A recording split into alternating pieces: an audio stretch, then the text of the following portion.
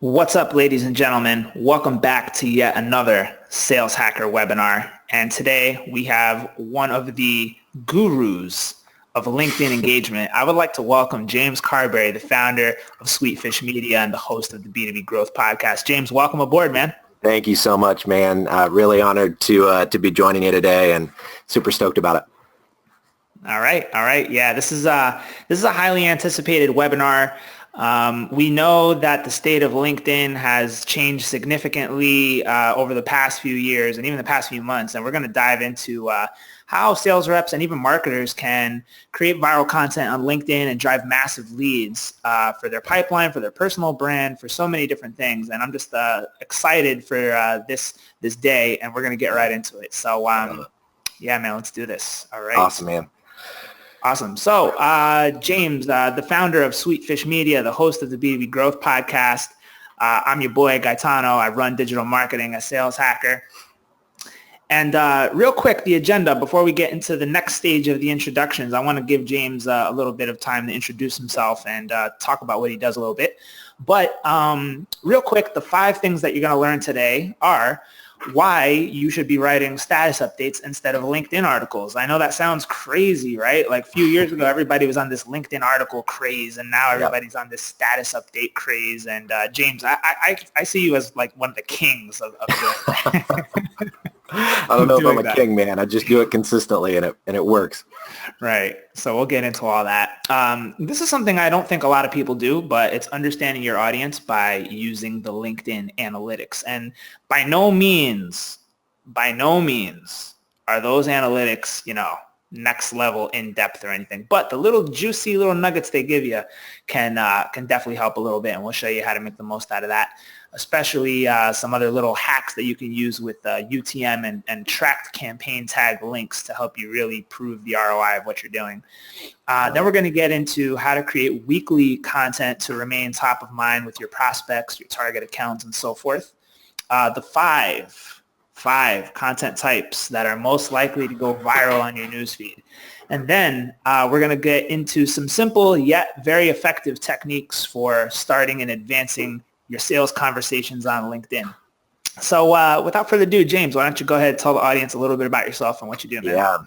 Yeah, man. So started Sweetfish about 3 years ago. Started off as a blog writing shop, pivoted a couple years ago into producing podcasts for B2B companies. So we produce shows for companies like Prezi, Terminus, and a lot of really innovative B2B companies, and really behind the podcast, kind of the strategy that we deploy is pretty unique in that a lot of people think that the only upside to a podcast is in the reach and in the number of listeners that you get, but we actually find that there's tremendous benefit by branding a show so you can actually bring on your ideal clients to be a guest on your podcast, build those one-to-one relationships, and then turn those relationships into new business. So that's kind of the strategy we deploy behind podcasting. I've been writing for large publications for a while now, have a daily podcast that we've clocked over 650 episodes now, and just continuing to build relationships. And so that's a little bit of my background, man. That's huge, man. That's huge. And, for the audience that doesn't know, Sales Hacker is launching a podcast in the coming weeks, and James has been an instrumental role in helping us get a process down, help us do all the heavy lifting, figure out what works, what doesn't work. So, James, we're very grateful to have you helping us launch the Sales Hacker podcast. So thank you very much for doing that, man. I'm really excited to get that thing up and going.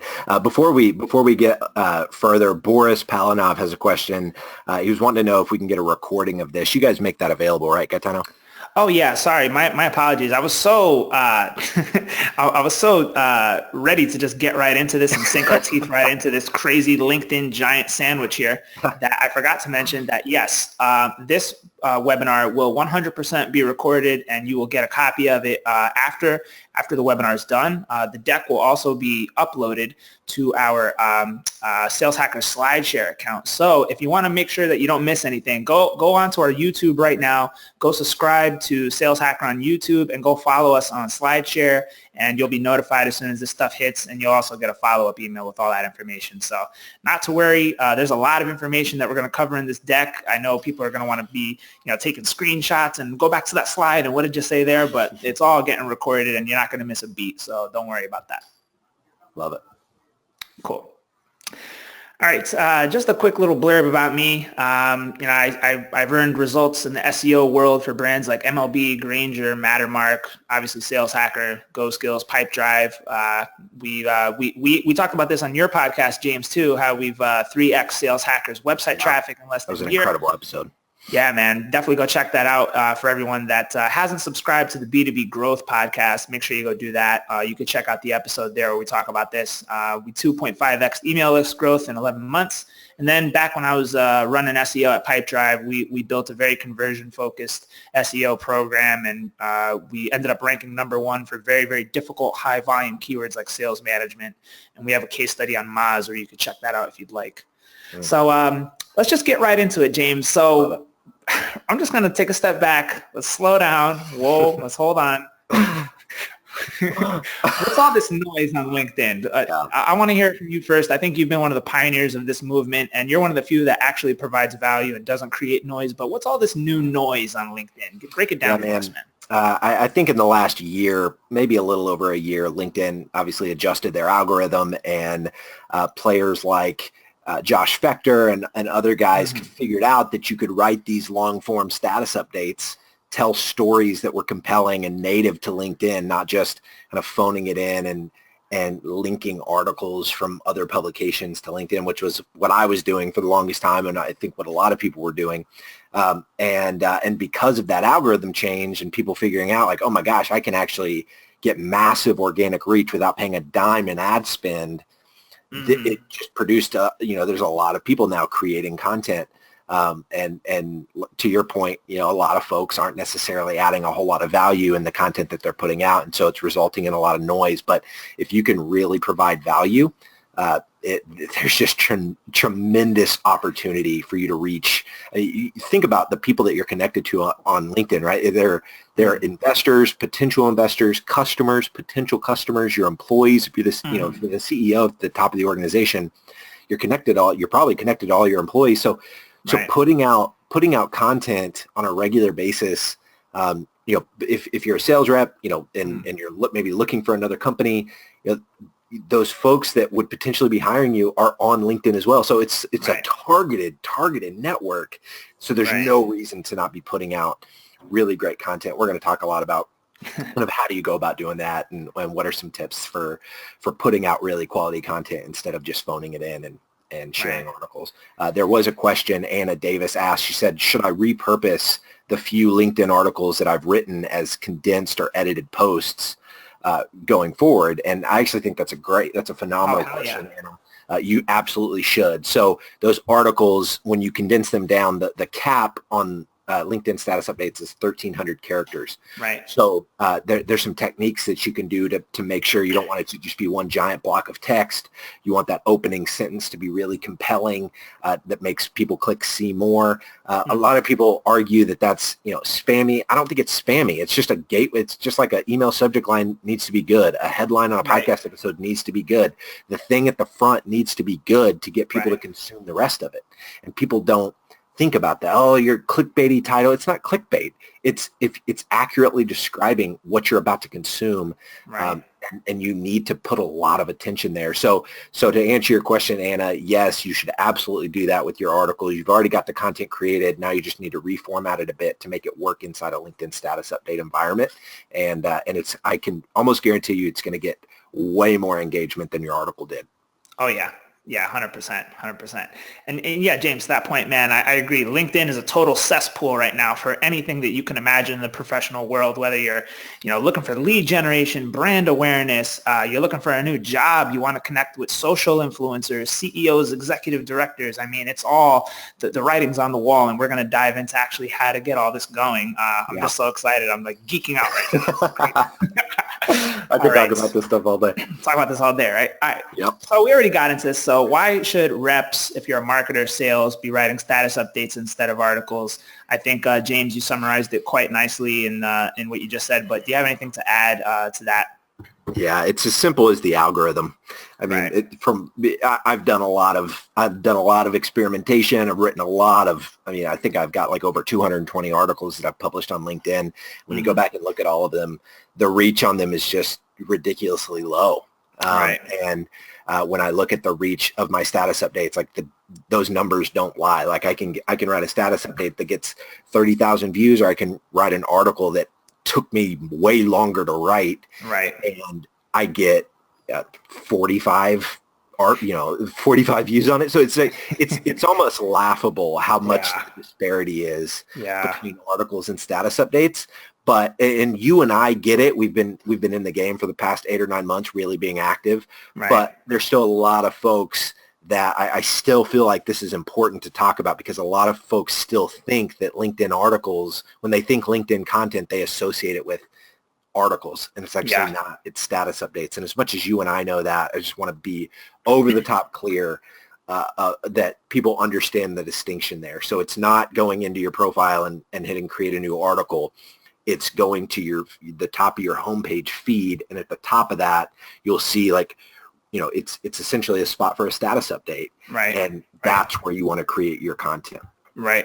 And to be clear, like I've been writing articles on LinkedIn for a while, as well as status updates, and so have you, James. And I don't really get like relevant conversations coming into my DMs from articles. I don't close business from articles. Never has anyone read one of my articles and said, "Oh my gosh, I really want to become a Sales Hacker partner," or like, "Gaetano, I want you to help me with SEO." Like that never happens when I write articles. But when I write these status updates, you should see how the magic happens. I know, James, you've been crushing it, strictly off that, and maybe you can shed a little light into the audience. Yeah, that's a great point, Gaetano. I think the way we've been conditioned, right? Like there's a reason why blogs don't get much engagement, because blogs are kind of this one-way push where the person writing it pushed it out. And you can comment on blogs, but most people don't comment on blogs. Because it's almost like there's this element of like, it's not in real time. Maybe a couple weeks from now, the author's going to go back and see that comment. So there's not a lot of incentive to leave a comment. But with the status update, maybe it's because the Facebook feed and the way statuses work on Facebook, it's conditioned us to think of the status as more of like a real-time thing. Right. So people are so much more conditioned to leaving a comment on a status update because they're expecting a more immediate response, which is another point that I think is huge when it comes to status updates. If you make it a point to reply to all or most of your comments, it's going to drive significantly more reach on the post, because LinkedIn sees that engagement and they say, "Oh man, this is a really engaged post," even though the author of the post is actively engaging in it themselves. So even if you get 1 or 2 comments, it will behoove you to reply, even if it's just like a smiley face or a thumbs up emoji, like, thanks. Like it doesn't have to be crazy. Like get in there and reply to those comments. You have to. It's going to give you more reach. You have to be committed. You have to reply to those comments. And even more importantly, why you need to do that is because let's say somebody with a great that fits your ideal customer profile, if you're in sales, is commenting on your update. Well, the last thing you want to do is leave that person hanging and not follow up. Exactly. That's how you leave money on the table. Exactly. And even Gaetano, even if it's not necessarily because I get a lot of engagement from folks that aren't necessarily in our ICP, right? Like they're not folks that will probably end up making the decision on producing a podcast with us. But when your ideal clients see your content, because it's going to pull up in their feed, if it's getting good engagement and good reach, LinkedIn is going to push it into their feed. And I can't tell you how many times people have noticed that I go through and I reply to every comment. And it speaks to who you are, your personal brand. Like if you're going in and you're replying to every comment, sure, you're doing it because you want more reach on your post, but it's also just a thoughtful thing to do. Right. And it's the right thing to do. Even for the people, even for prospects, if your prospects aren't necessarily commenting, they're seeing that you're commenting and you're replying to everybody. And you better believe that that's an upside for you as they're considering the million different pieces of technology that they could be using. If they see a rep that's actively engaging with their audience, they're probably going to want to do business with you more than the guy that's not doing that. Right. I agree. And it's getting difficult for me. I don't know about you, but there's so many comments now on my stuff. I'm not trying to sound all cool. And there was even a comment on my recent post that I used to promote this webinar that said, something to the degree of, I wish I was popular on LinkedIn so I could get all this engagement. Well, you don't actually have to be popular. You just have to post stuff that's relevant, valuable, and interesting. And then you have to engage and you have to be consistent and do it over time. And then you'll see how it racks up, once you've been doing it for a while. Yep. Right. Yep. I think when I first really started going all in on LinkedIn, I think I had 4,000 or 5,000 connections, so 4,000 or 5,000 followers, something like that.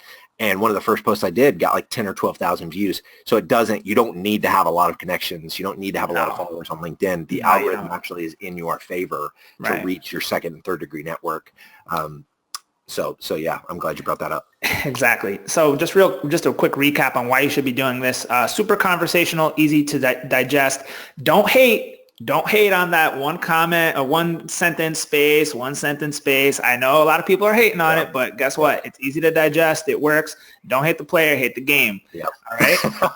Well, the reason people are doing it, Gaetano, is you're exactly right. Most people are walking from meeting to meeting.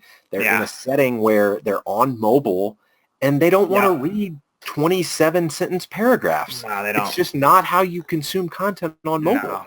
No. And so I see people hating on that all the time. But it's just smart copywriting.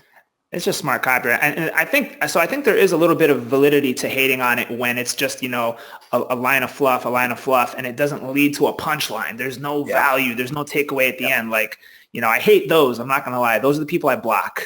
Yeah. But exactly. And I think you're doing that kind of stuff is the kind of stuff that is you're not going to win a year from now if you're not actually adding value. Right. And that's the hard thing about this stuff. Like, you can understand the tactics and you can understand spacing and you can understand compelling opening hook. But if you don't actually have something valuable to talk about that is going to help people, you're gonna have a real hard time winning. Yeah, agreed. Cool. So then to the last point here, LinkedIn doesn't want you to leave. I want everybody to remember that. They don't want you to leave. They want you to get stuck on the platform and suck you in for as long as possible. That's like any other platform. Exactly. They don't want you to leave. So that's why if you put a link in your actual post, you will get pretty much nothing. And then if you drop a link in the first comment, which you see a lot, I do it, James, you do it. But guess what? Back to the don't hate the player, hate the game thing. If you drop if you drop the link in the first comment, you're still able to achieve that virality effect. Whereas if you put it in the actual post itself, LinkedIn will interpret that as potentially spam. They know you're trying to promote something, and it's going to make you leave the platform, and then therefore you will not achieve the virality. Exactly. James, anything to add to that part? No, I think you nailed it, man. When you put a link inside the status update, which is really easy to do because this nice, sexy little thumbnail pops up, and you think, oh yeah, I did it right. This is what LinkedIn wants me to do. But it's actually not at all. They don't want people leaving their platform. You put a link in your status updates, you're making it very easy for people to leave, so they are going to throttle the reach of that post. I mean, it is like, just run an experiment like today. Like go and like post a link to something on your company's blog and see how well it does. I bet it'll get like maybe 75 views. Yeah, maybe. And then go write a little summary about what the content is on that blog. Heck, you could even copy and paste the intro probably. I wouldn't suggest that as like a best practice, but just for the case of the experiment, and go post that natively as a text-only update and put a link to that article in the first comment. I guarantee you that second post is going to outperform probably by 10x. Oh, easily. And to the point of avoiding chunky text, this isn't just a LinkedIn algorithm thing. This is a Google SEO algorithm thing. Even in our own content on the Sales Hacker blog, we avoid chunky paragraphs. Like, we space out sentences a lot, not to the degree that we do it on LinkedIn in the post.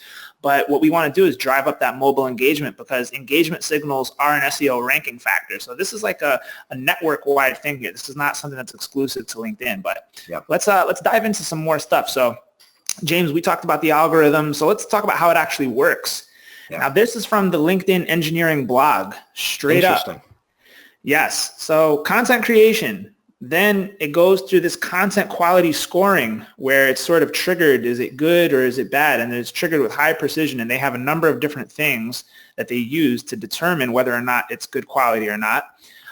If it is considered to be good quality content, it will continue to get displayed, and then once it's been in the feed for a while and it's been lingering, it gets passed through this monitor thing where they actually have reviewers on LinkedIn reviewing if these things are worthy of continued virality, and then it gets pushed out a little bit more. If content looks suspicious or overly promotional or whatever, it gets denied. So there is a human editor element baked into this algorithm thing that you're seeing. And this is like the science behind behind how it works. So if you want to learn a lot more about this, you go to the LinkedIn engineering blog and they broke it down basically step by step by step. Yeah. So check that out if you have some time, if you want to know the real science behind it. So back to the point of, I post an article on LinkedIn, Cricket, right? This one actually had 700 views, which is not bad, 25 likes, cool, 9 comments, 3 shares. And this is a pretty bold topic, right? This is from, those Tai Lopez guys and all those people saying like, hey, I'm making all this money, blah, blah, blah. You should follow me and stuff. And I'm so cool. And I just kind of called that out. Now let's compare it to this. The worst sales email follow-up line ever is, hey, Gaetano, did you see my email last week? Yes, it sucked, right? All the way to the bottom. Right? All the way to the bottom, 114,000 views, 286 likes, 167 comments, right? And this is what I do every week that engages discussion and conversations with all sorts of influential people in the space. I get countless DMs from this stuff, and a lot of it does lead to valuable things. Like I get social influencers to come on Sales Hacker webinars, and that further, amplifies our brand and has positive recall with our actual brand affinity. James, I'm going to show one that you did here to actually promote the webinar for today. So maybe you break down the thought process behind how you came up with this. Yeah. So you always want to, I never want to promote, like if I'm promoting something, if I'm putting a link either to our podcast episode or this webinar, I never just want to overtly promote the thing that I'm promoting. Right. I want the person on the other end of the news feed to get value from that piece of content, regardless of whether they click the link in the first comment or not. We got a question from Raza Jaffrey. She said, can you please repeat the thing about putting the link in the comment? Raza, as you'll see in this example, the reason I put the link in the first comment is just because LinkedIn doesn't want you leaving LinkedIn. And when you put a link in the comment, it puts that little thumbnail in your status update.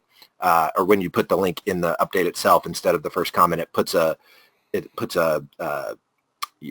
thumbnail on there, and it makes it easy for someone to click it, and so LinkedIn throttles the reach of the post. So I know we already covered that. I just wanted to get that for Raza. But as I was thinking through this post, just this idea of when I was putting in 5 minutes of work, I was getting 5-minute results. And so many people, when it comes to content on LinkedIn, are expecting to get results without putting in actual work. Like this post, this little piece of, it's probably like a 250, 300 word little article that I wrote. Took me 30 minutes to write. Like it wasn't, and I'm a copywriter. And so it's going to take time. But when you look at I've had, I think, close to 20,000 views on this piece of content. Like if you were to get 20,000 views on a YouTube video, you'd be over the moon. Right. And this is in one day. This is in one day. And so, and I'm getting that every day because I'm putting in 30 minutes of work.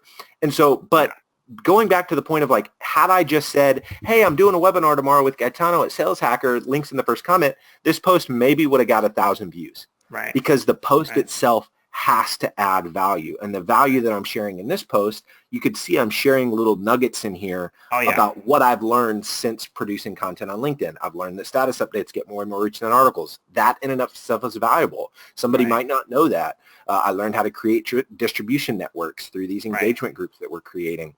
The importance of your opening line, all of those things that I talked about that I said I learned that this happened is actual value that people see the update and go, oh my gosh, this is actually helpful. I got an email from somebody yesterday that was just like, oh my gosh, man, saw your LinkedIn status update yesterday. That was really, really helpful. Your content has actually completely changed the way I set goals. And that was so affirming and encouraging, but it's because every status update, the metric is in my head, is this going to help somebody get better? If it's just self-serving to me, if I'm just trying to push somebody to sign up for a webinar, then it's not going to work. But I know that when I've actually added value, and I love what you're doing, man, because your stuff is controversial and it really forces people to think. So it's a different type of value. The value you're adding is challenging the status quo. And we'll get into that with content types. But that's kind of, that was my thinking as I was writing out this status update is this has to be valuable for someone, Yeah. regardless of whether they click my link or not. It has to be helpful. Mm. And so that's how I think about it. Damn. And here's the thing. I got to take it back to regular marketing stuff here. The Sales Hacker blog content is really no different. Every single thing has to be practical. It has to come from a practitioner. There has to be at the end a key takeaway that you can put directly into your sales or marketing process and see results immediately from trying something new. And that's why people ultimately come to our blog, because it's practitioner led, and you will always have that takeaway. And James, you're doing that exact thing, but you're just doing it on LinkedIn instead of a blog. So it's really great. Gotcha. We've got a couple questions I want to go through. So Jocelyn Donlan, she asks, how many lines do you have to get to the see more click option on LinkedIn? From what I can tell, it's like the first 2 or 3 lines. Yeah, it's the first 2 or 3. If your first line is short, then it pushes up that second line. But if you can have a really compelling first sentence that's relatively short, it'll show that, and then it'll probably bump up your second line as well. But I don't think it's any more than 3 lines show in kind of in that space. So wanted to answer that. Yeah. And then let's see. Graham Power asked, what about a post that's value where the link in the first comment is actually to a LinkedIn blog, publish or article? Does that have any impact versus a comment with an external link? I have actually, there's a guy we had on the show, Dylan Hay, who he connected me with a guy that was telling me about kind of this tactic, like pushing people inside of LinkedIn in the comments. And he said that it worked. I haven't actually experimented with it. But it is something interesting. So I think so long as you're still putting the link in the comment, I think if you were to just link to it in the update, you could experiment with it, but I still think you should probably put it in the comment, even though it's like keeping people on LinkedIn. Yeah. There still seems to be just something funky with I just don't see and look at like what you see in your newsfeed. Do you see a lot of people that link to a LinkedIn article inside of the post? And if you don't, that means that it's probably because those posts aren't getting very much reach. Yeah, I've seen a few people do it, and there's a few people who can really get away with it, but it's only because they have massive followings. So Tony Hughes, for example, he does it once in a while, and he does tend to strike a chord with those. And they hit because I think he's been doing them for a while, and he just has a massive, massive, massive following on LinkedIn. Yeah. So unless Mark Bobner asks, might have missed this, but do number of followers have any bearing on views? I think it has, I think it has a little bit of an impact, but it doesn't have a lot. I mean, I was saying, Mark, before, my first post that did really well, I think had like 10 or 12,000 views, and I only had like 4,000 or 5,000 connections. Right. So your view count, like I'm getting 20, 30, 40,000 views a day, and I think right now I've got like 1,100 followers or 1,200 followers. So it's not it's not like Twitter where you're only reaching people that follow you. You're reaching your entire second and third degree network, which is essentially limitless. Like your post getting 114,000 views or whatever. Like Gaetano doesn't have 114,000 followers on LinkedIn yet, but his post is still reaching a crap ton of people. So hopefully that answers that question for Mark. Yeah, I would say that relevance of the types of people that you already know are in your network, and publishing content topics that are very, very relevant to them are probably going to get you further than just worrying about raw number of followership that you have. But I do kind of agree with James that as you tend to notice your followers rising and rising, you'll slowly see a little bit of a boost, but it is totally possible for you to be a ghost on LinkedIn and write something that really hits if it's, relevant and powerful. So leading to that, let's talk about somebody else. I got to shout out the guy, Max Altshuler. He's no stranger to this game. So this post from Max has gotten 800,000 views and more. He's actually gotten 1 million views on some other posts, which is insane. But he has a massive, massive network as well. This topic is something that I would say is adjacent to sales. It's working from home and remote work. This, I think, is a topic that is very fast growing in tech, in the tech sales, tech marketing, just tech world in general. And he really just breaks down, why Sales Hacker is a remote company, and why do we do this, and how do we benefit from being a remote company. And he's talking about real valuable things. You can hire the best. people not just in your city, lower overhead, commuting. I was once a very, very unhappy commute to work person living in New York City. Sucks getting on that subway, and now like when I'm in my neighborhood and I see people getting off the train all tired and stuff, I'm like, oh, wow, I just had a great day. I went to the gym in the afternoon. I got up early, got my stuff done. I'm going to go back and, clean up some work later on in the afternoon. And like, I can do whatever I want, and this is the future of work. So this is obviously a topic that resonated really powerfully. And that's why he was able to get, 800,000 views and so forth. So let's continue though. We've got a lot to cover. We've got some questions, Gaetano. I'll run through them real quick. Charlie Murillo asks, is it a good idea to use the hashtag social selling on the updates? If your episode is if your episode, I'm in podcast mode. If your status update is about social selling, then I think using hashtag social selling works. Yeah. But I don't know that I'm using hashtags on LinkedIn now more strategically to group my own content. So exactly. I run a series, I talk a lot about how to podcast. And so I've got a series that I tag hashtag how to podcast. Right. I'm not expecting people to organically just search how to podcast like they would like hashtag social selling.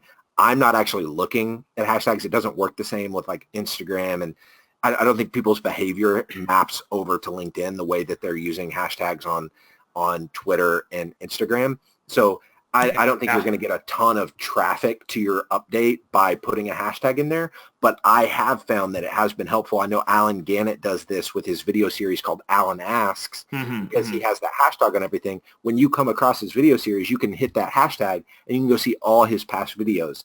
So now I even use it with prospects. When they're like, hey, James, I've got some questions about podcasting, this, I'll answer that question. And then I'll say, hey, because I'm inside LinkedIn Messenger, I'll say, hey, if you look at hashtag how to podcast, you'll see all the stuff that I've ever written about, all these different tips and tricks. So it's building my authority. It's helpful, and it's pushing us closer to a deal with this person because I'm actually adding value by pointing them to how they can get to that hashtag content.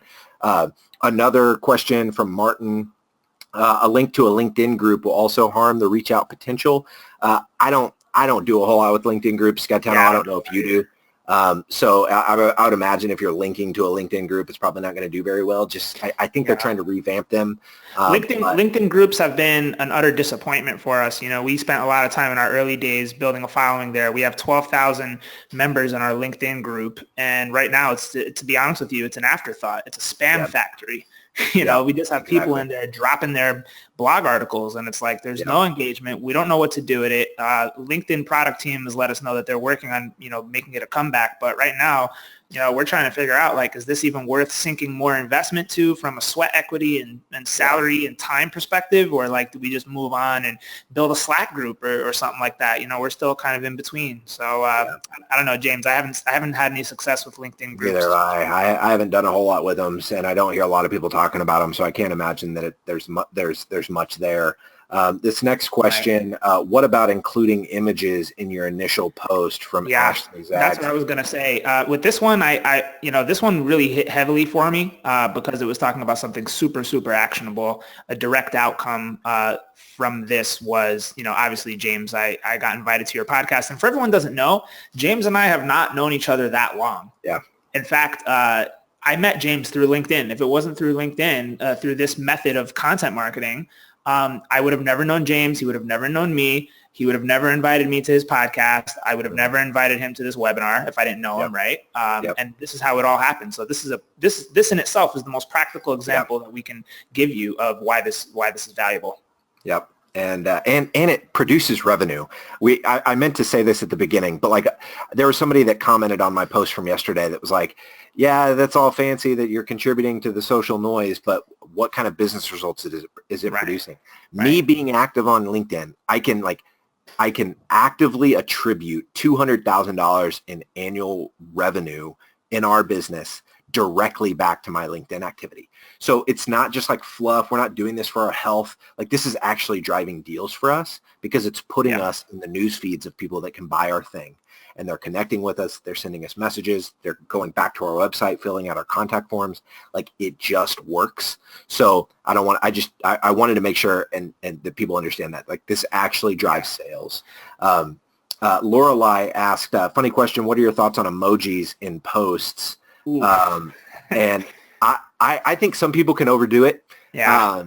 But I also think it allows your personality to shine. So Yeah. I don't do it a whole lot, honestly. Yeah. But I don't do it at all. Yeah, I don't do it at all because it's not my personality. Yeah, it's not, and that's the thing, right? Like, it's the Gary V, like, I'm wearing the Gary V hat, like, Yeah. just wearing his alma mater on my shirt. Like, I love Gary V, and he's always talking about doing you. Be authentic to you. Like, Yeah. if you're more bubbly personality, like, do it. I'm not that kind of personality, so I'm not going to do emojis. Yeah. As going back to Ashley's question about images, All right. images in the post, just want to, like, I have not seen that my image posts get better reach. I don't know why necessarily. It's not dragging someone off of LinkedIn, so I don't necessarily know why images perform not as good as text-only status updates, but that's just what I found. I haven't done a lot of experimenting with it, but in the experimenting that I have done, I just noticed that images don't get as much reach. Yeah, I agree. This was an outlier for me, guys. Like, honestly, most of the images that I've included in post updates have been total ghosts. Like, they totally flopped. This one was an outlier because it was really actionable and really interesting. But outside of this, I wouldn't say images are legit. Got it. All right. So Carly Wright says, what about connections? How many LinkedIn connections would you suggest as a baseline? What is the best way to generate them? I don't think there is a baseline. I mean, you could probably have 6 connections and still write content that ends up going viral. Yeah. But as far as the best way to generate them, what are your thoughts there, Gaetano? Yeah, I'll tell you guys how I do it. Real simple. I put these status updates out, and there's so many people that comment on my stuff that are not connected to me that I just simply drop them a quick line, say, hey, whatever your name is, thank you so much for your recent comment on my thread. I would love to add you to my network. Real simple. And then that usually leads to more stuff. And, in the case of Sales Hacker, a lot of it is, hey, I would love to talk to you about, how we can get more involved with Sales Hacker and all this stuff. And I'm like, all right, great. So let me introduce you to our head of partnerships, and he'll help you out, And a lot of times they just want to talk to me sometimes because they want to know a little bit about marketing, which, I'm happy to, spitball on that too. But a lot of times if they're looking to get involved in webinars, or they want to publish an ebook on our site, or thought leadership, or, they want to speak at our conferences, that's a direct lead for our sponsorship model. And we have closed several 30K deals from doing that. Yeah. Yeah. Brian Adolph asks, do you have any thoughts or metrics on posting video updates compared to text? So I had a couple videos that went viral on LinkedIn. The Gary V Wannabe series that we did, it was a very, very high quality, high production value. I mean, we had actors, and I had a guy that did the social media video for Universal, produced the video for us. It was extremely quality. And because of that, between those two videos, we ended up getting 80,000 views on LinkedIn. The other videos that I've experimented with have been much lower quality. I'll put captions on them, which I think you should absolutely be doing if you're doing video at all. Great. But I have still not found that video. Everybody's talking about it. Everybody's talking about video being the thing, video being the thing, video being the thing. But I know that me as a consumer, when I'm scrolling my feed, I tend to scroll right on by videos. I don't consume them as much as I do text-only status updates, and especially if they don't have captions. If they don't have captions, like, I'm not going to listen to it because I'm probably not in a place where I can listen to it anyway. And so and my own videos, aside from the Gary V Wannabe one that was very highly produced, and it's probably, it's doable for anyone on this webinar, but you'd have to invest quite a lot of resources into being able to pull off that kind of quality. Other than that, I have not seen nearly as much reach with video as I have with my text-only stuff. Yeah, I would agree. And I think that's for a number of reasons. I think people just don't have time to watch long videos on LinkedIn. Like, that's why Neil Patel, check out what Neil Patel does. He puts these little 90-second to 2-minute videos on LinkedIn.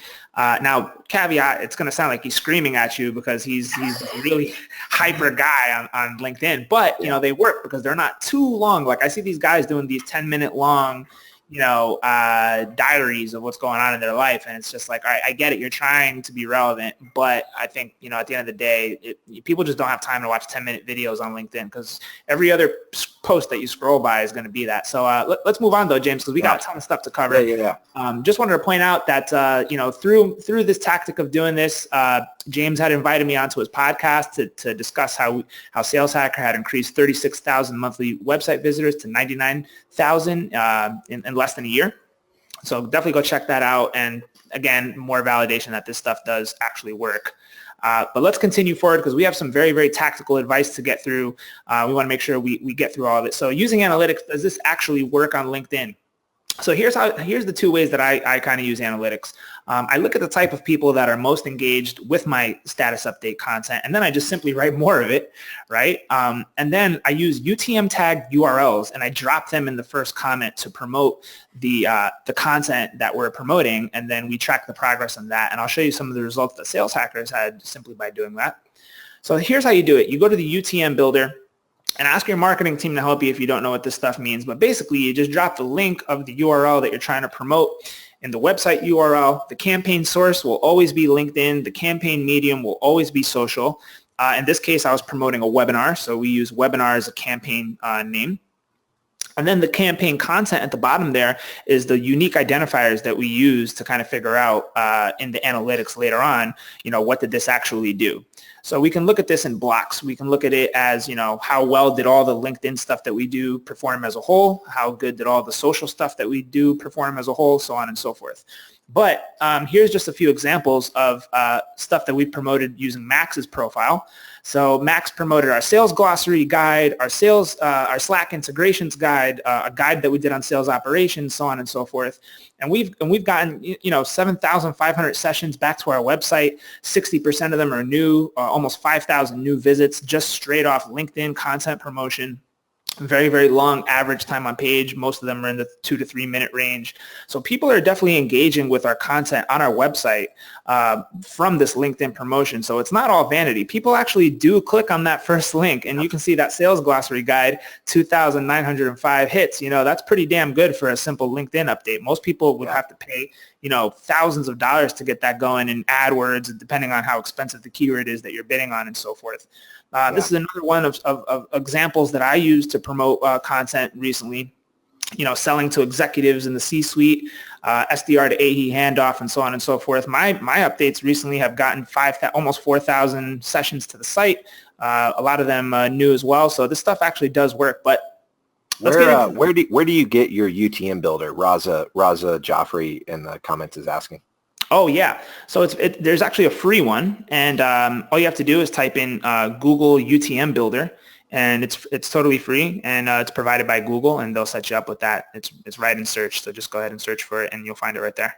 Got it. Yes. So here's how I kind of use analytics to determine who's following me and what I should do. So 12,930 salespeople are viewing my post. So, because I work at Sales Hacker and a lot of the stuff I talk about is sales and marketing, I know that sales people are hyper engaged with this stuff. As compared to marketing, where I feel like marketers have had places to go to discuss content for a long time. There's places like Moz, inbound.org, HubSpot, right? But there hasn't been this sort of surge in new ideas for salespeople. So I think that's also playing into why you're seeing a hyper-engaged segment of tech sales and B2B sales on LinkedIn. But also the other thing I want to point out too is CEO and executive director. Now, for all you people that are selling into the C-suite, this is one of the best ways to get their attention. This old notion of call the office, talk to the gatekeeper, the receptionist, try to get, your name in the door that way. That's so old. Now you just do this and you get CEOs and founders of companies commenting on your stuff, and you go engage with them directly. So this is a way to beat, quote unquote, the gatekeeper there. James, do you have anything to add? And it's real easy to look at numbers like this, Gaetano, at least for me. Yeah. And, you see, 2,486 CEOs, executive directors, and it just looks like a number. I fall in the same trap with podcast downloads. I look at our podcast, we're getting, about 60,000 downloads a month, and that it's okay, that's fun, but it's just a number. But I've been doing a lot of B2B growth dinners lately. So getting together in different cities across the country and meeting with guests. And it's fascinating to me. When I'm sitting across the table from people will bring up content that I wrote months ago because it popped up in their feed, and they talk about seeing me in their feed every single day. These are big time prospects for us that we'll end up getting to produce really incredible shows for that will map to tangible revenue. And they're saying, James, I see you in my feed every single day. Your content's so good. So just like these are numbers, but there are real humans that can like buy your thing on the other side of that number. And so I just don't want people to get numb when they see those numbers and they like these are real. And you being consistent, that's the biggest thing, man. Like, be consistent. Like, everyone's holding out for they see this post with 89,000 views and they post once a month hoping that they're going to hit 89,000 views. Gaetano, you post content all the freaking time. Yeah. Like, so I'm like 2 a week minimum. Yeah. Like, because you're posting twice a week, you're going to hit, you're getting better. And the more you post, the better you get, the more results you're going to drive. And I think that it's just, I was talking with somebody about this yesterday, like consistency is the hack. Like I have a lot of posts that go super viral because I post 5 days a week. So one, I'm getting better every single time that I do it, but I hit a lot of singles. But the sum total of those singles, those 15,000 view posts, like that still matters. Those stack on each other. And so I think that's my one thing that I would add there that I don't think people really understand how important consistency is. I love it, man. I love it. So just a quick tip for everybody that's trying to figure out, well, how should I open up what's my first sentence going to be, right? So going back to that analytics thing, if I know CEOs and executive directors are following me and salespeople and marketing, right? I hyper target these people in the opening line. Hey, 10 reasons why most B2B companies suck at content marketing. I know a lot of people follow me in the marketing space and content marketing space. They immediately know this is relevant to them. Number 2, hey, salespeople, right? What kind of wacky, right? I use these big sort of opening sentences to spark a lot of controversy. This is what James was talking about before. We'll show you some more examples. But if you address your target persona in that opening line, they're going to immediately know, okay, this is relevant and I should continue reading. Even James, most marketers can't prove their value to the business. Oh my gosh, what? Like, well, I got to keep reading. That see more right there, 2 sentences. All right. And you're going to hit see more after that. There's no person in their right mind who is a marketer that knows that proving ROI is the number one most difficult thing right now, that's not going to click that see more. There's just no one that's not going to do that. Yep.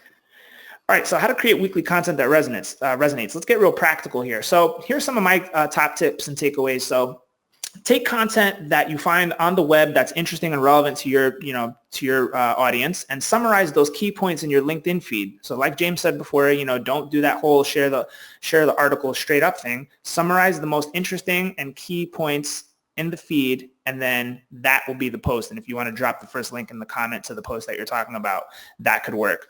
Another suggestion, answer questions on Quora, summarize it in a status update. Quora, you'll find a lot of inspiration for content. Then use your own company's content from the blog and summarize it, right? If your company is not producing blog content, I think most of them are, of course, you can go to Sales Hacker and do that. And then use inspiration from your weekly day-to-day. So James, I'll let you comment on this real quick. I know most of your stuff comes from just day-to-day like things that you encounter. And same with me. I just think about the stuff that I'm struggling with in my day-to-day, and I use that because it hits. But there's other ways to do it that are more formulaic. But I'll let you talk to the point of finding inspiration from your day-to-day. Yeah, I mean, if you're a sales rep watching this, there's a lot of sales reps in the world, and you've got a lot of stuff happening every single day that's hard. Like how do you get the meeting to how do you progress a deal from this stage to this stage? The thing that has really helped me is thinking in terms, and our podcast has allowed me to think this way, thinking in terms of granularity. The more specific you can get, like I saw a guy post yesterday, how should you prepare for meetings with your mentor? That is super specific. And that post got really good engagement because it's really specific. Like a lot of people, he knows that a lot of people in his LinkedIn network probably have mentors, but nobody's ever talking about like, what do you actually do to go into that meeting? Well, like to your point, like day to day to sales rep, like there's a million different little micro things that you're doing. Like how do you manage your inbox? What are 3 things you do to keep your inbox under control? Right. There's so many things that just share your journey. And that is this. We write a lot of content based on like your episode and different episodes that we do on B2B growth. If you don't have like a stream of content like that you can pull from your own stuff. And then Morgan J. Ingram from J Barrows, he talked about it on B2B growth a couple weeks ago. this idea of like taking, and you had it as a bullet point in there, but taking your company's blog post, not just sharing it, but summarizing it in your own words, why this is helpful, and it's going to get attention because if your marketing team is good, then hopefully the blog is good, and you summarizing it is ultimately going to be good. So we've got a question that I thought was really interesting from Martin Uriati. He said, how do you transform those views into meetings and demos? Are we going to be is that the next section? Are we going to be talking about that? Yeah, okay. We're definitely going to be talking about that. That's coming up. So yeah, stay tuned for that. But yeah, to move forward here, these are some ideas. These are some real practical takeaways to help you with your content ideation process on LinkedIn. So here's some things you could talk about. What problems are happening in your industry that you could shed intellectual light on? What skills are crucial to success? What does the future of your industry look like? What advice would you give your 21-year-old self? What advice would you give college grads looking to get into your field? What cutting-edge tools can you provide insight on? And that's just a little bit. There's so many things you could do. James, you just told us a whole bunch of them, but these are just some real practical takeaways for you if you need them. Yeah, no, I love this. Yeah, another practical takeaway is look in Google. People also ask box. I simply searched objection handling in Google. Look at all these questions that people want to know. This is content ideation for days. I mean, this is how I come up with SEO content that helps us rank, really highly and increase our web traffic. But you can use that same concept to drive your content strategy on LinkedIn. These questions right here could be a guide. I mean, the opportunities are just endless. Another practical tip that I like to leave you guys with is look at auto-suggest, right? Just by searching lead qualification in Google, look at all these things, checklist, right? Imagine if you put out your little lead qualification checklist on LinkedIn and, you got a lot of engagement on that. That is really valuable. That's a real nice takeaway for somebody. The stages of lead qualification, how are you doing it in your Salesforce? I mean, the opportunities are just endless and there's ideas everywhere. You don't really have to go fishing that hard for them nowadays because you got tools, you got Google, which is free to give you all that. Yep. So now we're going to get into content types and styles that are most likely to go viral in your feed.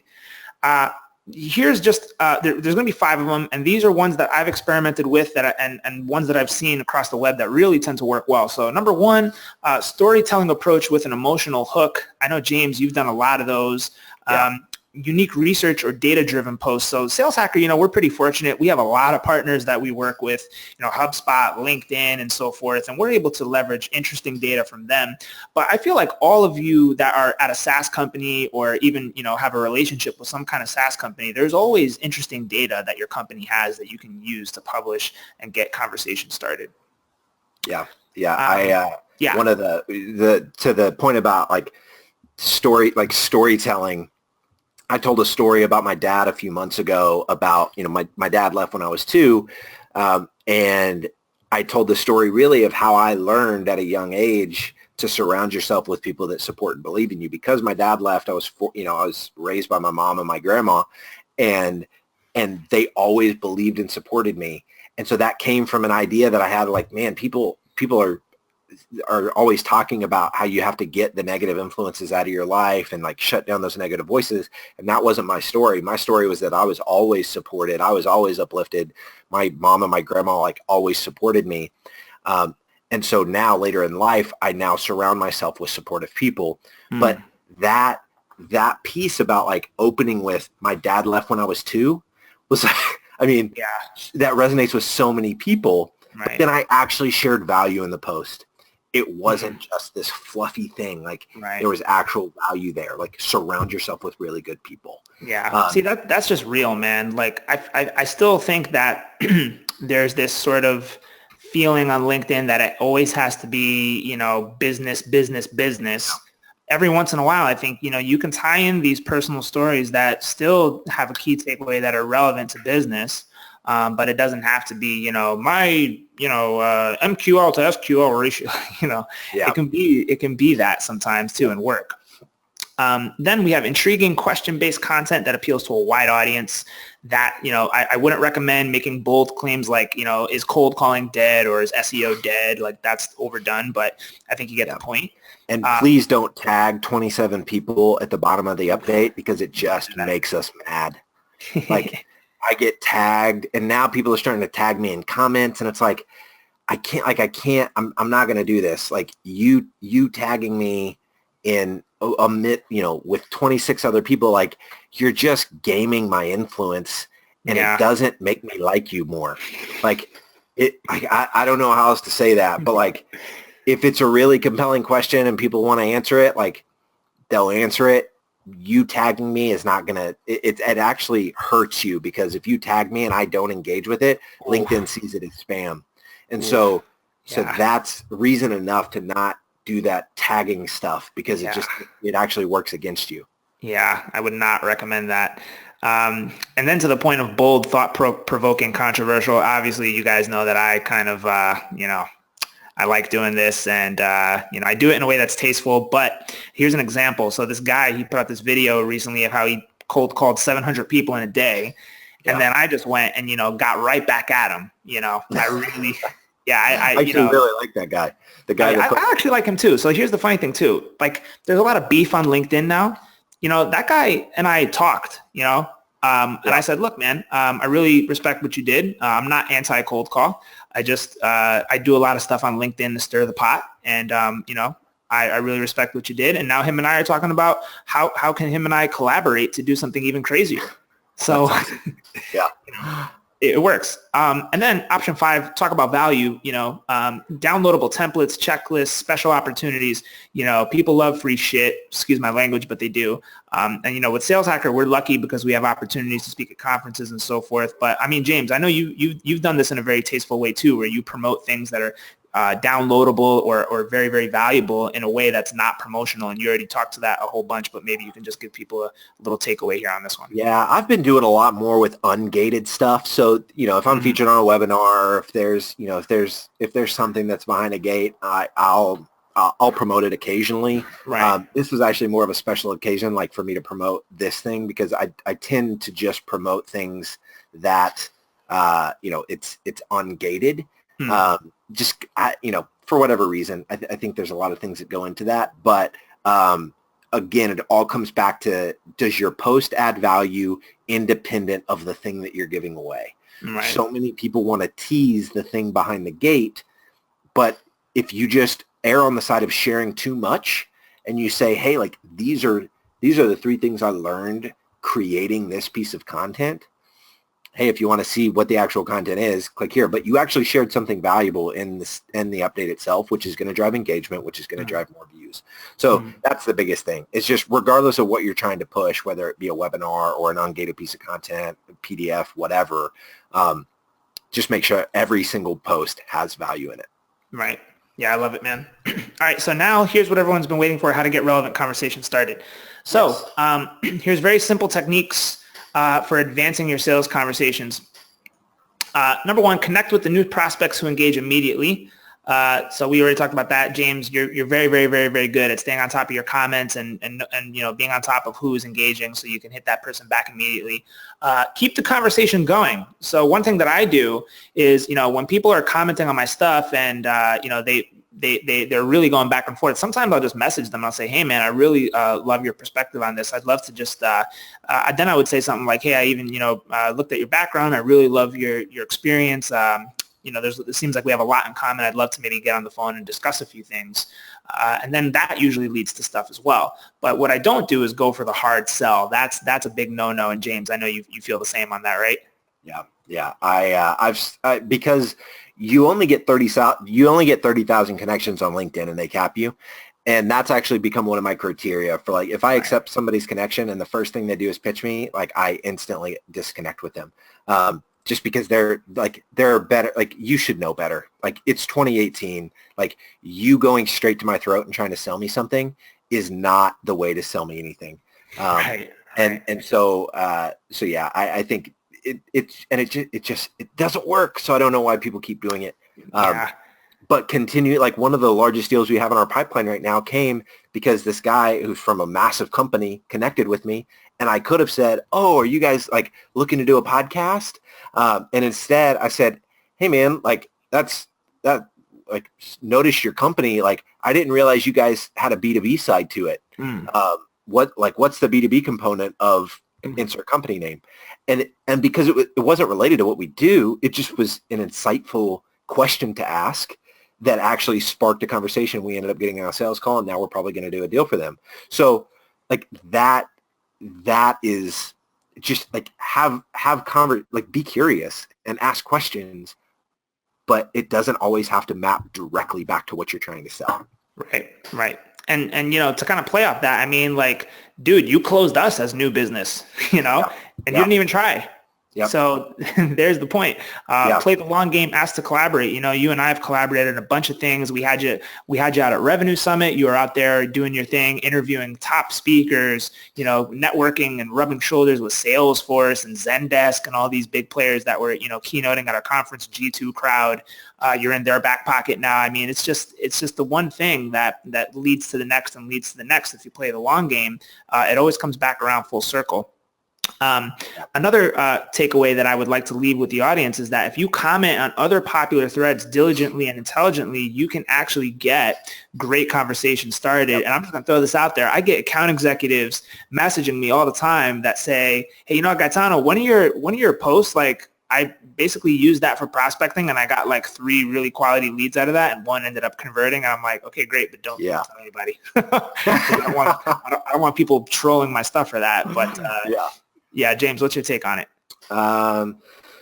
So I'm engagement is this untapped superpower, and there's a reason why I'm so visible on LinkedIn, because I not only am posting once a day, but I'm engaging with probably 50 or 60 other posts throughout the day, which seems crazy.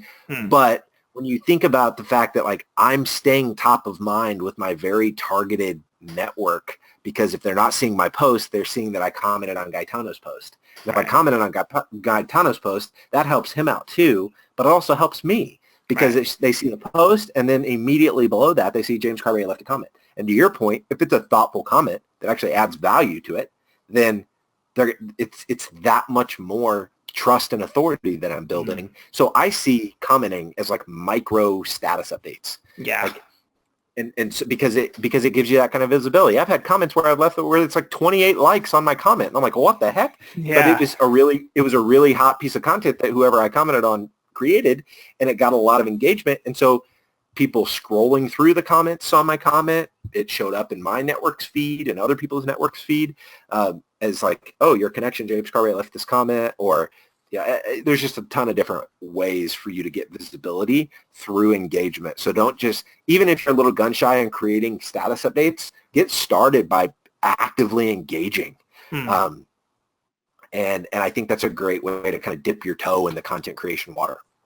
Agreed. And then last but not least, you can share these hot threads with existing prospects who may have gone dark, and you can spark discussions back up with them. I do that all the time. With a lot of the most controversial stuff I've done, I've sent that out to like people we were talking to for potential sponsorship deals and partnership deals. Say, hey man, like, have you seen this guy who did 700 cold calls? Like, what's his deal? And then like they'll say, oh, that's crazy. And then I'll be like, I just felt like I had to comment on it or whatever. And then it's back to, hey, so what have you been up to? And then that's how you get it going again. So it's really that simple. And I hope that's a good takeaway for everybody. But I think we're coming close to the end. I know we got some time for Q&A, but James, why don't you check if there's any questions coming in left that we can answer for the folks? We have a few more left.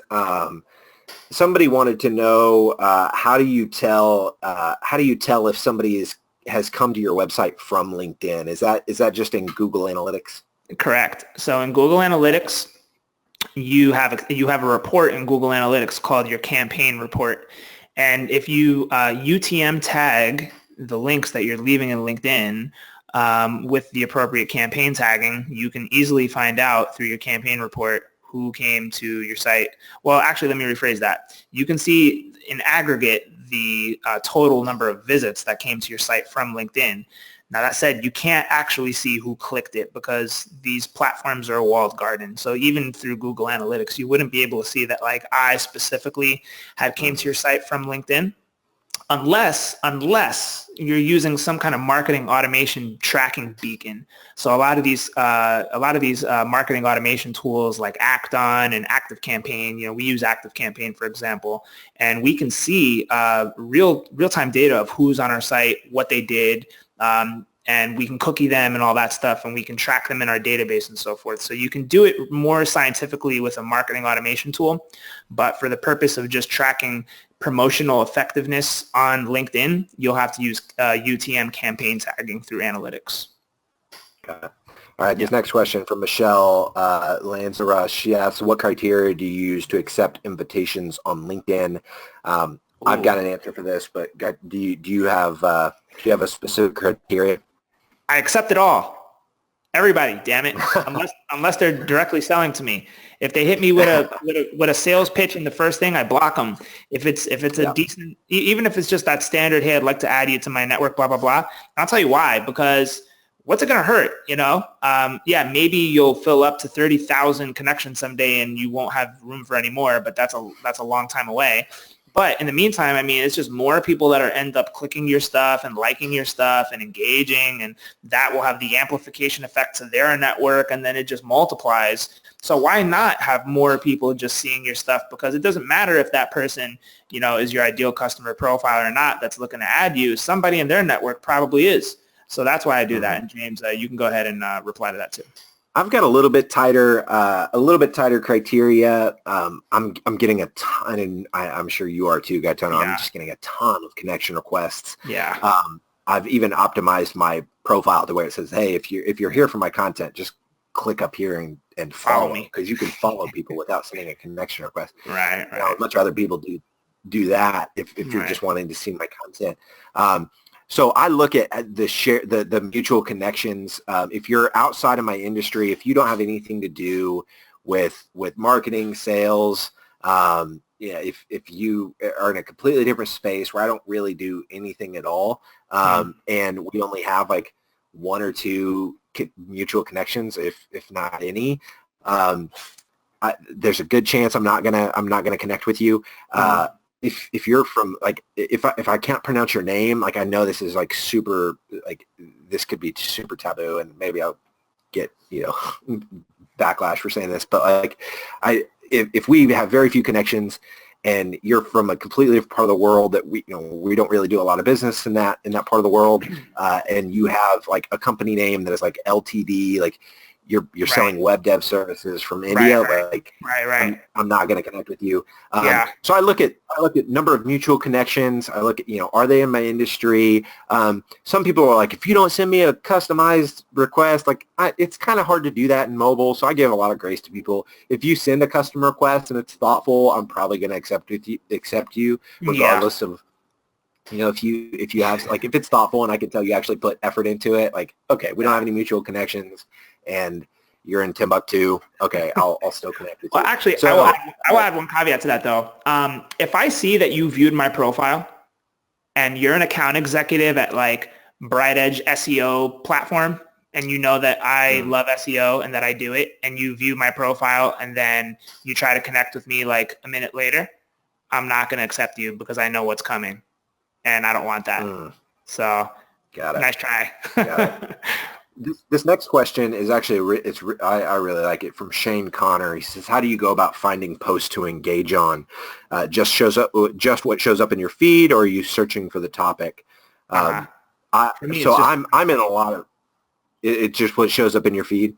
Yeah. So I look at what shows up in my feed, and the more I engage with stuff that I like, the more of that person's stuff pops up. Tends to. So if you're engaging with stuff that you really like, content you really like, it's likely that more of that content will show up either from that person, or stuff that uses a similar hashtag. The other thing, like I'm in, I've started a few engagement groups, so they're just small groups of 10 to 15 folks where we're saying, hey, like, I don't want to depend on the algorithm to see your stuff because I really like your stuff.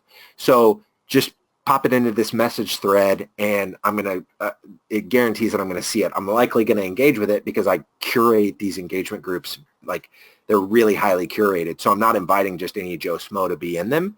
And so by having those 10 to 15 people putting stuff in that thread, it keeps the serendipity away from link. Like, I don't have to just happen upon your status update. I actually can see it because you put it into a message thread that I created for me to see it. So that's how I find a lot of the stuff that I engage with is through those those messages. It's funny because it's called an engagement group, but it's actually not a LinkedIn group. It's a LinkedIn message thread.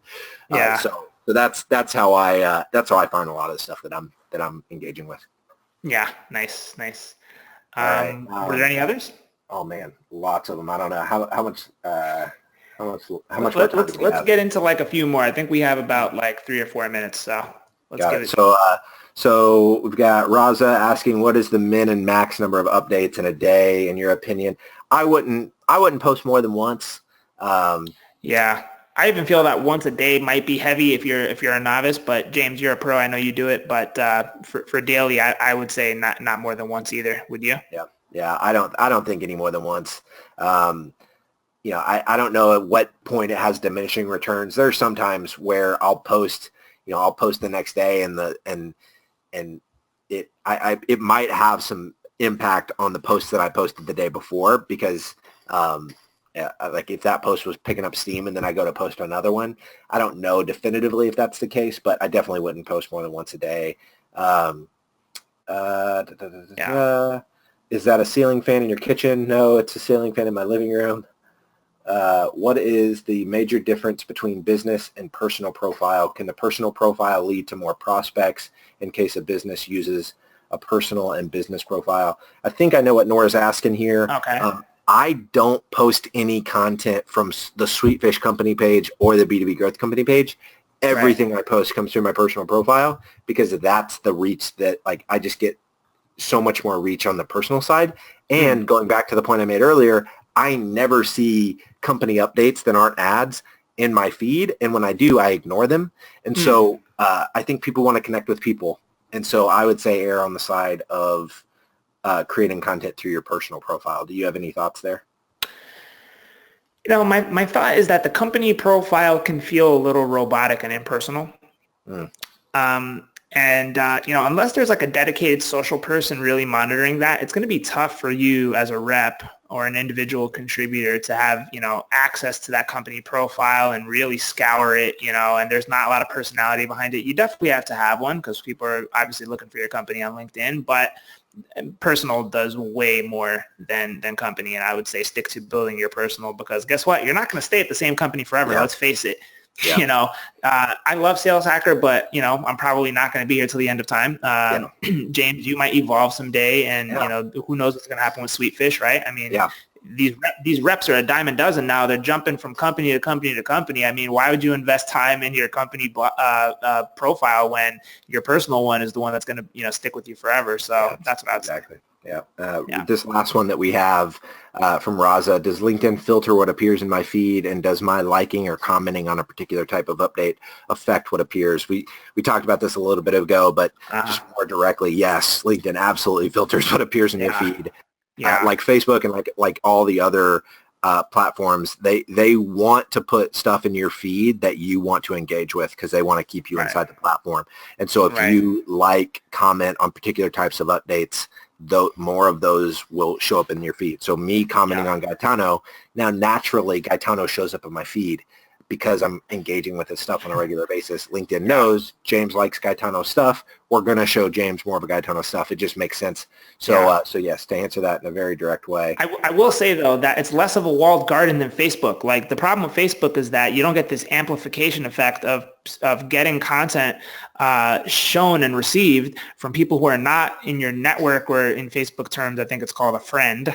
But that's the beauty of LinkedIn, right? Like you can see people who are not directly in your network, and you can engage with them, and it's less of a walled garden. Where the problem with with Facebook is like you're eating your own dog food most of the time. You see Facebook, it's bad. You see like the same 10 people all the time. I hate Facebook. I'm not even really on it that much.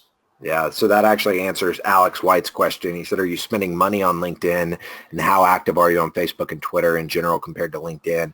I get so little engagement on Twitter. It's ridiculous. So I spend very few. I check my notifications maybe once a day to see if somebody posted about a podcast episode or something, and I'll retweet them and like it and reply.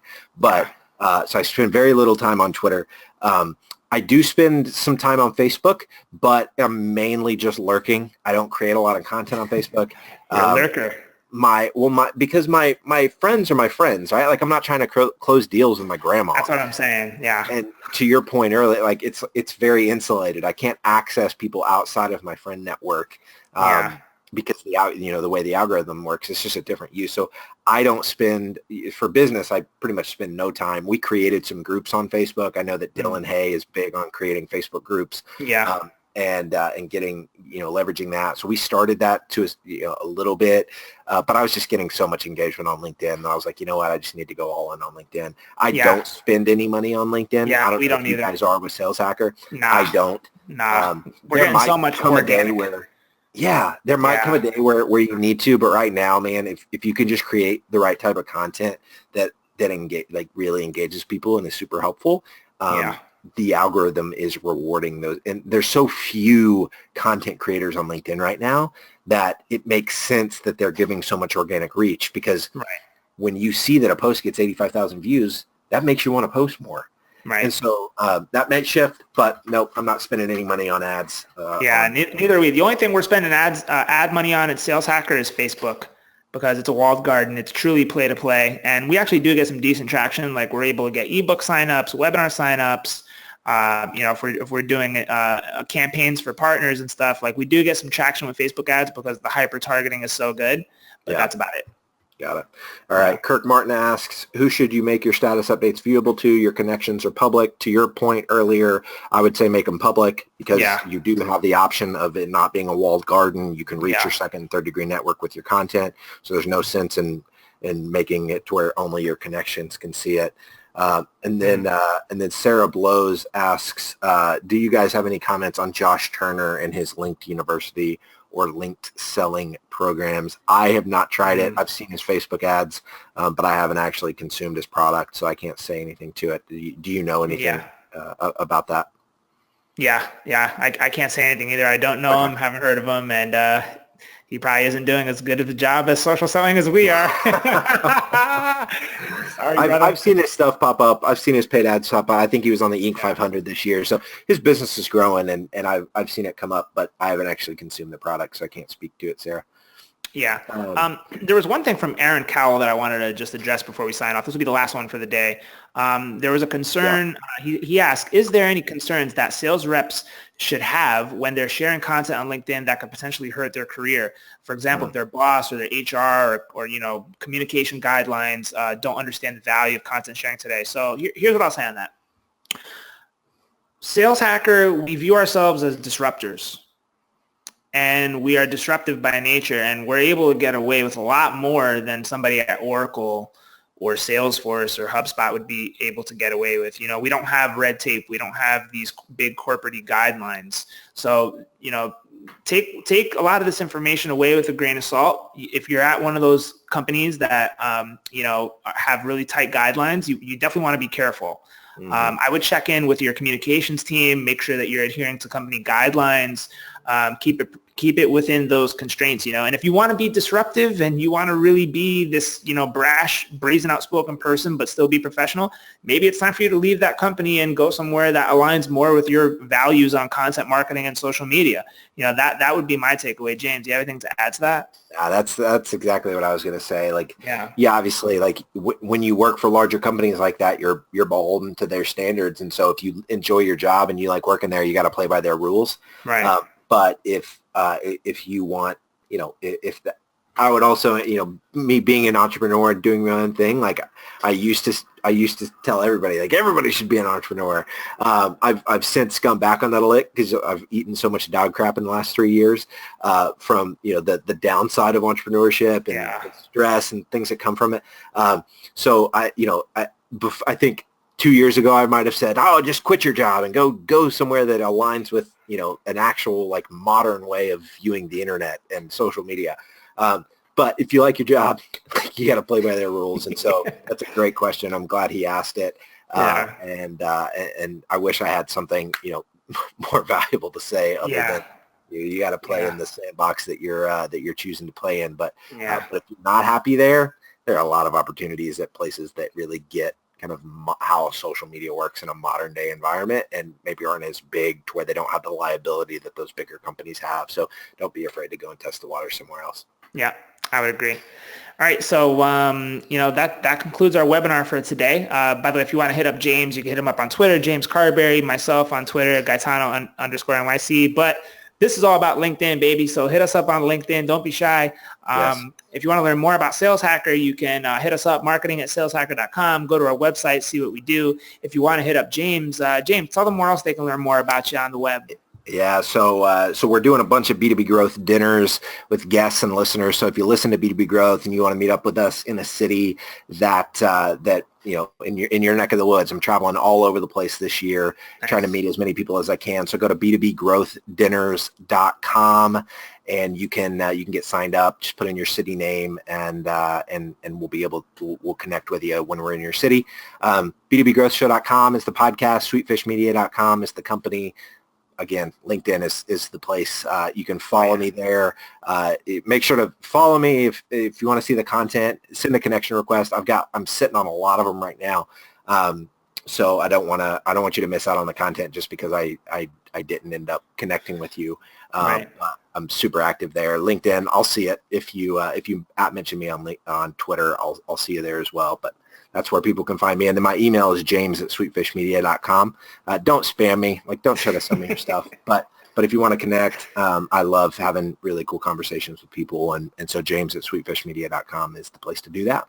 Awesome. And then, like I kind of mentioned in the beginning, if you want to stay updated with everything that's happening on Sales Hacker, with all the webinars and so forth, you can subscribe to our YouTube channel and just search us on YouTube. You'll find us at Sales Hacker, and then subscribe to us on SlideShare so you can get access to all the decks and all the cool stuff that we do there. So with that said, that concludes the webinar. We out, and we'll see you on LinkedIn, of course. Yes. Peace.